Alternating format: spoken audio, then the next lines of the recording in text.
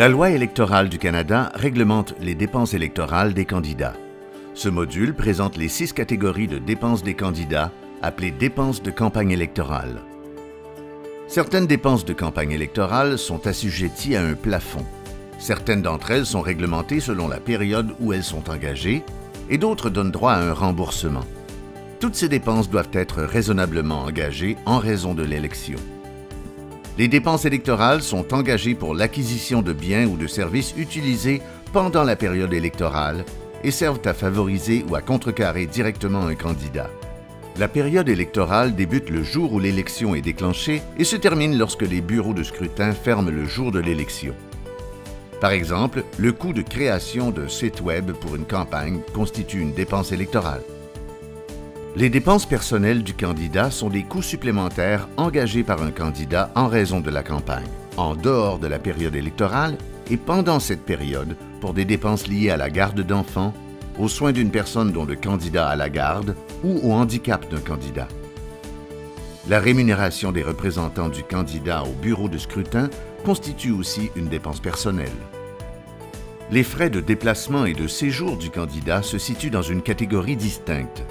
Ils comprennent les frais supplémentaires pour les repas, l'hébergement temporaire et les déplacements du candidat pour la campagne en dehors de la période électorale et pendant cette période. Les dépenses d'accessibilité sont des frais engagés afin de rendre du matériel ou des activités accessibles aux électeurs ayant un handicap pendant la période électorale. Par exemple, les coûts pour rendre un site web accessible ou l'ajout d'une rampe pour fauteuil roulant au bureau de campagne constituent des dépenses d'accessibilité. Les dépenses liées à un litige sont les dépenses relatives à la présentation de requêtes et de demandes judiciaires associées à la campagne, tels que les frais d'une demande de dépouillement judiciaire. Enfin, les autres dépenses de campagne électorale sont des dépenses raisonnablement engagées en raison de la campagne, mais qui n'entrent dans aucune autre catégorie. Par exemple, parmi les autres dépenses se trouvent les coûts de location du bureau de campagne avant la période électorale ou encore les dépenses liées à une soirée de remerciement le soir de l'élection.